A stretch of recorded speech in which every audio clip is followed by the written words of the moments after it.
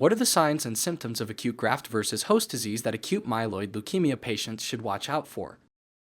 Most patients will have these things read to them pretty clearly before they ever get out of the hospital for their transplant.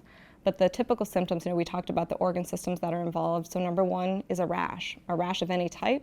Acute graft versus host disease can look like, some small patchy area of redness that you wake up with in the morning. And if you don't sort of tell anyone about it or intervene on it and you wait, sometimes 8 or 12 hours, that can blossom into something that looks like a full-blown bad suntan, like you laid out at the beach all day. So any rash is something worth reporting to your doctor. The second would be, if we're considering sort of the upper GvHD, we think about nausea, vomiting, food intolerance. For some people, it's as minimal as just not having much of an appetite, just certain foods don't go down well.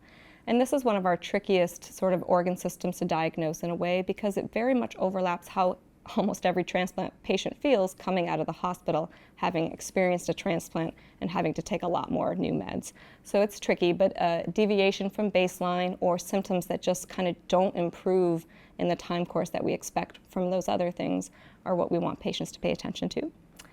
For lower GI, it is really very classically watery, crampy diarrhea. Some people will have more on the pain side in their belly, some people will have less, but everybody would have diarrhea.